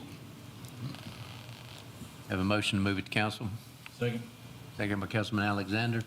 I would like to see what the description of data center is first. It's on what I sent you. Pardon? It's on what I sent. Oh, you don't have any city email, so it's probably at, no, it's. Let me ask you this, are you saying to move what you drafted to Yeah. city council? Yeah. Have you looked over this or anything? I mean, I'm not comfortable with him drafting a I resolution? have looked at it, and I do believe since it's a moratorium, just like in Metro, it would need to go to Planning Commission, just like the other moratorium. It's something I need to research further, so I'm not comfortable at this point saying we can just do a resolution and we're finished. I think that's something that needs a little study. I do think most of the other cities that have done these moratoriums have sent it through planning, just like the other moratorium. But I do need some time to review that. If you want to send it on to council as is, again, I will do my best to get back with you next week. I'm going to use a Councilman Hayes sentence. We can send it. We have time to change it later. So I keep my motion. What'd you say? His motion stands. This motion stands, but the motion is to send, he drafted a resolution. Wasn't in the packet. He sent it by email. I don't know if everyone has seen that or not, but we can certainly put it on the agenda for next week if that's what this body wants to do. But it does require some further research before we just vote on a one-vote resolution. And I'm in favor of doing something, but I want to take it all in consideration first. But I would like to make a motion that we defer this to next committee meeting. I'll second that. There was a second by Stephen Carter. Any discussion on the, We had a motion. Wanting to pass his motion and then send it up to the next meeting, but in the meantime, Susan's gonna look at the wordage on it to make sure it's okay. well, yeah, but there's going to, Point of order. We had a motion on the table with a second. We had to vote on. have a motion on the, to defer. No. We had a motion to send to You had a council. motion. Got a motion to defer. And then you had a motion to defer. We got to vote on a motion to defer. Okay. And I will say, I hope all of you realize, when you ask any of us to have something done, especially put on the agenda for the next agenda, that means that we have until Thursday morning. No, you don't have, That you is don't our have a council deadline. next week. I'm We don't have sorry? a council next week. The next one is July 7th. Typically, when you ask us to do something, we have basically one day. And so I just want everybody to understand that. So right now, we're voting on the motion to defer to the next committee meeting. Craig, I'm fine with that, but I still would like to do something on a moratorium with the data I center. mean, that's what I said. I'm the same way. I don't want to, base it on what he's presented. I'd like for our attorney to look at it. Okay. So. All right. And other department heads. And other department heads. All right. All those in favor of deferring it, say aye. Aye. Anybody opposed? Motion carries unanimously. 4 ayes and 3 noes. 5, 6, 7. I counted 7. Yeah. Yeah. Thank you. All right, moving on. Item number 12, discussion on hiring a traffic engineer consultant for traffic congestion issues. Thank you, Vice Mayor. Just to refresh everybody's memory, this was something I brought up at our last meeting in conjunction with looking at building moratoriums. It's discussion that I've had with department heads, primarily planning and engineering, of just looking at ways to find better solutions to some of our congestion issues. In having that conversation, especially with Mr. Tuttle, there are some instances where extending turning lanes to get cars off of high-volume roads would help. Sometimes those are simply a matter of restriping a turning lane to make it longer. The one I see quite a bit is that, of course, it's on a state road, I understand, but 109 where it turns at Airport Road in South Water to go south. There are cars backed up there many times, trucks a lot. So could you get a turn lane there longer that would get that traffic off of 109? There's also places, within our city, is there places that we can identify some solutions to help with the traffic congestion? And so my thought was to hire a consultant. I don't know if it's 6 months or a year. I'll leave that to our engineer, but that we hire a consultant whose sole job is to come to work every day in engineering and look for ways that we can help with congestion. And we fund that through our infrastructure reserves. And I think, if I remember, Mr. Tuttle, you were going to get a little better number. So with no objection, I'd ask him to come. Yeah. And I would suggest that Mr. Tuttle and his department have many improvements identified, that the time and the funding is the issue. Beyond that, the transportation plan is coming up, and the ITS phases 2 and 3, and the improvements that have been made with ITS 1 are significant. That was part of my presentation last time. Yeah. I acknowledge that. Yeah. I acknowledge ZOCO. Anyway. I acknowledge the transportation plan.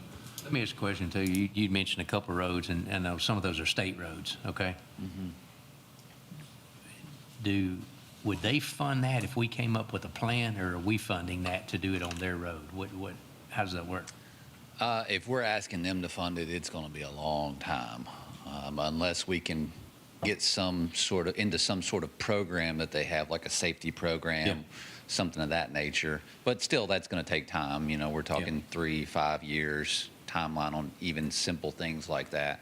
Like they did, for instance, the 109 at State Route 25 Red River Road.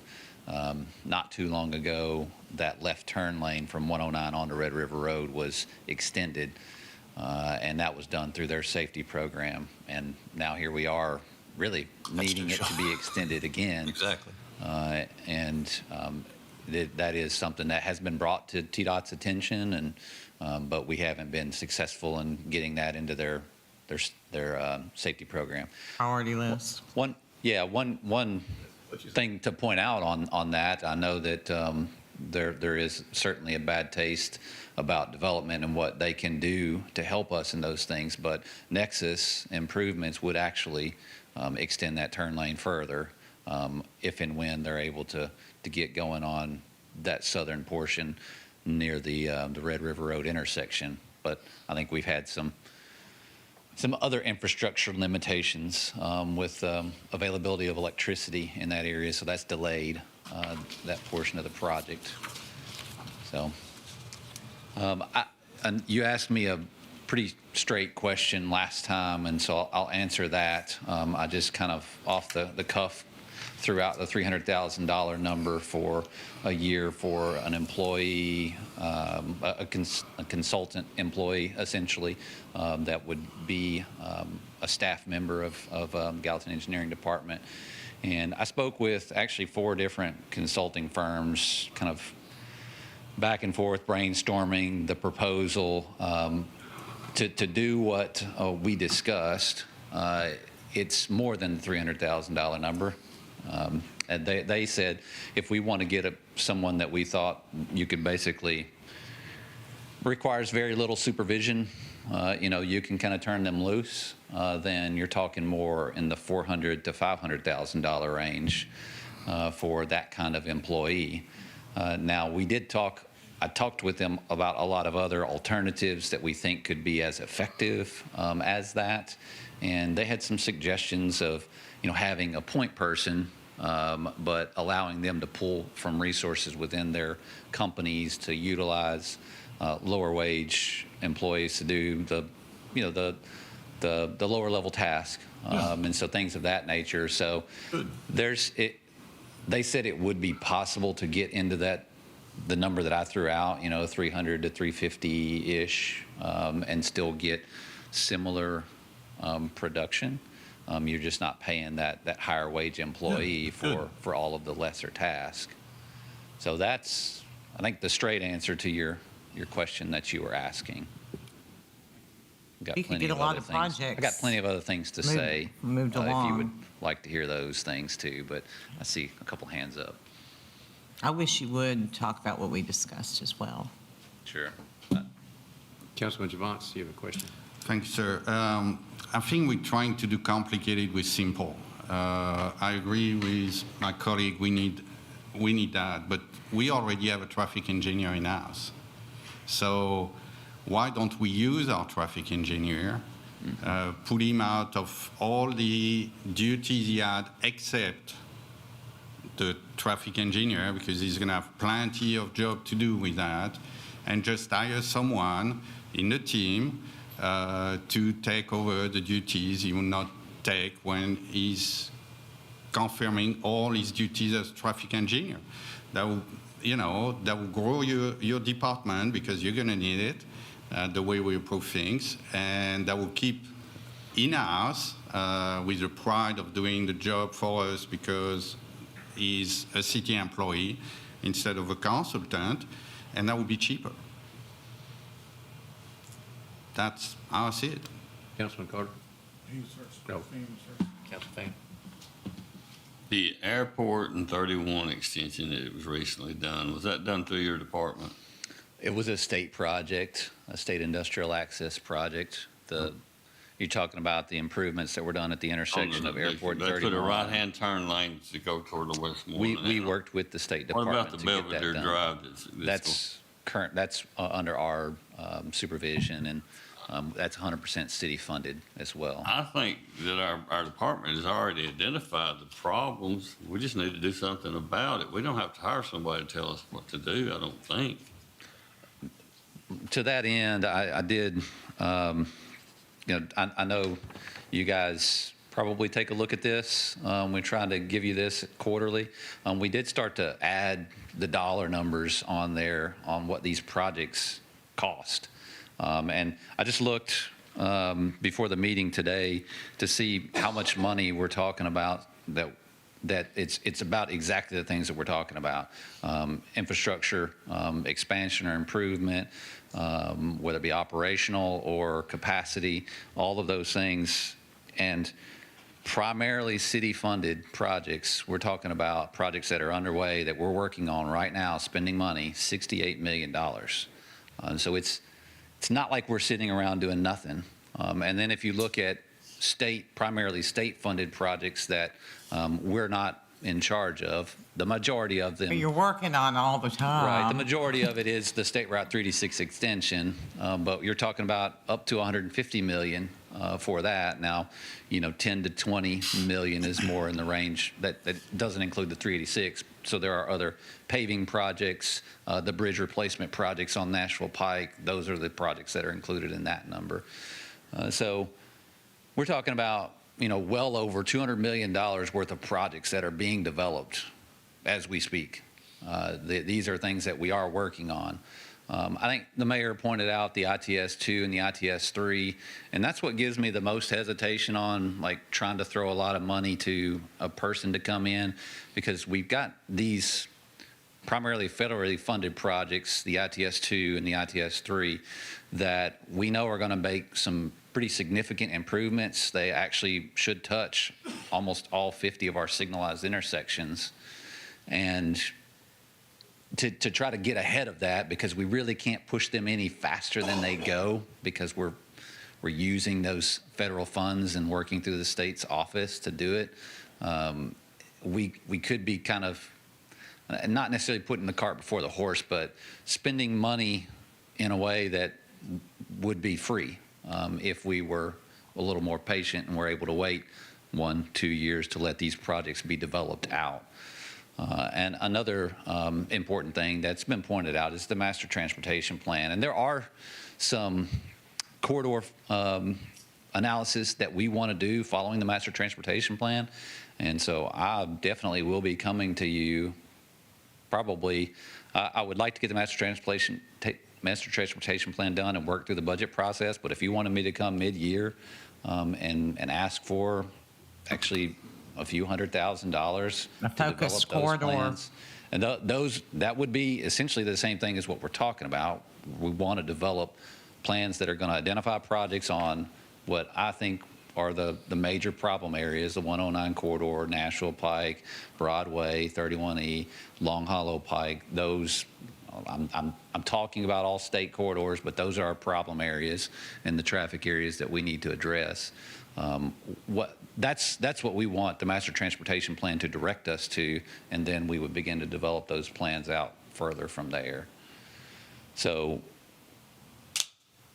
I did, after listening back and you expressing your concern about sitting around doing nothing, that's kind of hard to hear after sitting back and listening to it, because I know you didn't. And I did not mean to imply that engineering is doing nothing. I know you didn't mean it like that, but I think there is a narrative out there that definitely thinks that the city is doing nothing, that things are out of control, we rubber stamp everything. We don't have a plan. We don't have a plan. It's just, we're just, I guess we're just collecting a paycheck as staff members, So I did want to at least make that statement. And if nothing else, the conversation has helped. It absolutely has. I love the conversation. I think it's good conversation. I don't think we have all the answers by any means. And so we're better together when we're able to challenge one another like that. But I do think that we need to just to make sure that we're on the same page as far as what the facts are and how we can move things forward. So, Councilman Carter. Thank you, sir. I agree with Mr. Tuttle. I think we have employed him as a city employee and a department head to run his department. He's a professional, and I think we just need to let the processes work themselves out. We need to trust Mr. Tuttle to do his job and do what we have employed him to do, let him direct his employees. But I certainly am not for hiring a consultant for an amount considerably more than what we pay each of our department heads, and especially considering I've had city employees complain about their rate of pay. I think that's ridiculous, and I will not support it. I want to interject, but I do think consultants have a role, specifically, like you mentioned, for corridors and other projects that we have. But I think particularly in this instance, that it would be premature because you would actually have a consultant conceptualizing solutions that could be totally changed by the projects that we have approved and not yet executed, particularly the ITS. So. Okay. Anybody, anything else? Thanks, Nick. Appreciate it. Sure. All right. Well, good. That's it. All right, moving on. Anybody have any other business? Councilman Jones, are you still having that party for your birthday out your place on Brossline?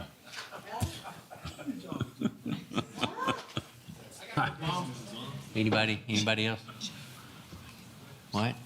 Two department heads have a business. Okay, I'm getting there. You give me a minute. Oh, I want to say Who's something. running this meeting? Who's running this You meeting? could introduce them because you didn't know. Doing that. All right. Anybody else? All right, Councilman Carter. I just want to say I met with a developer this week to talk about a project, and I just want to give kudos to our department heads, specifically the planning department and the engineering department on the great work you are doing. So good job, folks. Okay, thank you. What about department heads? Anybody? Just real quick, I did want to ask Miss Avery Adkins to stand up. I won't make her come up here, but our summer intern is here with us tonight, and she has gotten a good experience, I believe. She is a current student at the University of Alabama. I know, but she is an excellent employee. She was actually with us last summer as well, and we're hopeful that when she graduates that she'll stick around the area and maybe even work with us in the future. So, thank you.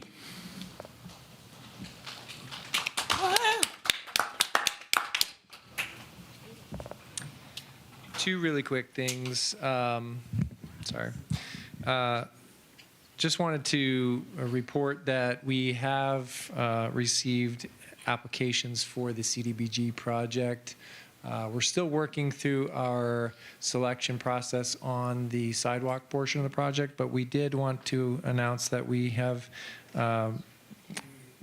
chosen to go with unlimited potential for the homeless money.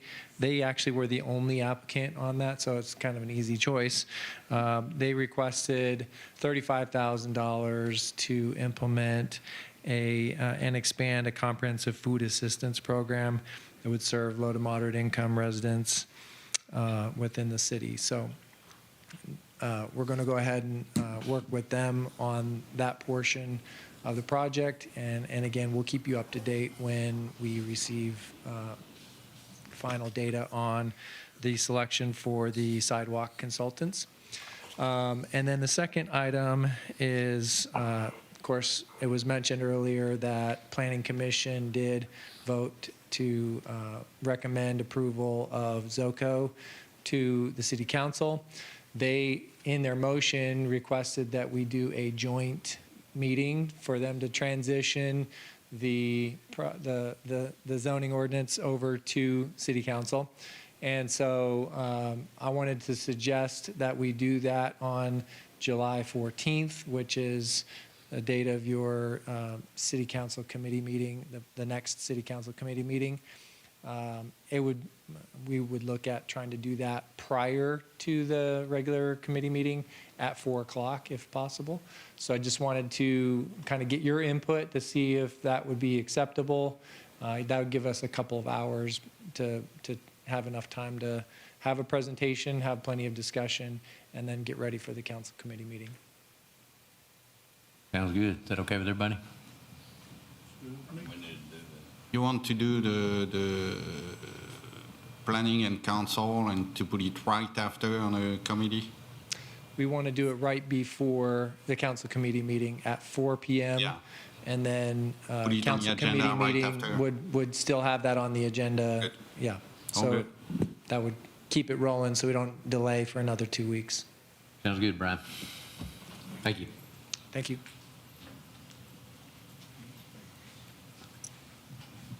Wanted to let you know that some of you may get phone calls from some of the businesses on Belvedere, Calvert, Teal, and there's one other little road there. I can't remember the name of it. But there is a team of us that has been working with let me back up. Many of the businesses on Belvedere from the railroad track to 386 and then those side roads were not aware that Belvedere would be eliminated as access to 386. They were also not aware or maybe had not realized that TDOT does not plan to build the connector road from Long Hollow 386 over to Belvedere, which is going to create additional expense and time for them for distribution, travel, and selling their products, putting them in semis and adding mileage to. They'll have to come out to Nashville Pike, and then they'll have to go left or right, then they'll go to Green. Well, it's just extra mileage back and forth. They are concerned, and there is a team of us, including from outside the city, Forward Sumner in particular, that are have worked on a appeal to Senator Hale, and he has received our information. He met with one of the property owners, business owners today, and I don't know the results of that conversation, but I am recommending to the people that I meet with to reach out to the council district person, but also their at-large council people. I believe, and I think engineering believes, and that we definitely need that connector road, and we need to find out some way to either get it built first or at the same time this other work is going on. I believe that the legislature will try to look at possible funding. It may not fund an entire project from preliminary engineering all the way to end of construction. It may be that we receive funding in pieces and parts over the years, but we're examining ways with engineering. I mean, this is a joint effort. It's not just me. I want to make sure that you understand that there are others heavily involved in trying to figure out a way to get this done where we're not paying for it 100%, but we are initiating a solution so that if we do receive funding, we aren't behind in being ready to move to a phase. So as more details develop on that, we'll be happy to bring them to you, but we have initiated the request of Senator Hale and the legislators. Okay. I want to be clear because it makes it sound like we're asking for Senator Hale's help, but from the day, well, actually from way before TDOT made their decision, Senator Hale has been committed to this project, and he has made the commitment to us to help us find a solution. There is no scenario in which I or engineering would be supportive of that road being closed without a solution to build that connector. Yeah. And so we are depending on that happening. And I've talked to other legislators as well, and I know that Senator Hale is too. Yeah, So I think he was as surprised as we were when they showed up in the month before they presented it to you and said, "Oh, we're taking that out." Oh, yes. I mean, it was a shock to everybody. Well, and, Yeah. and as I explained back when we had the conversation, the decision that we had to reach was this project gets delayed indefinitely, or we agree to the major portion of it that we don't want to get delayed. We want to make sure that everything keeps moving forward. And I am confident that we can work together to find a solution in this coming legislative year. That is what we hope to, but I wanted to warn you that people are saying, who should we call? And I said, call your council members. You've got two at large, you've got a district one. Senator Hale certainly, but other representatives as well. Yeah. Thank you, ma'am. Appreciate it. All right. Any other department heads? If not, Motion adjourned. second. All those in favor? Aye. Motion carries.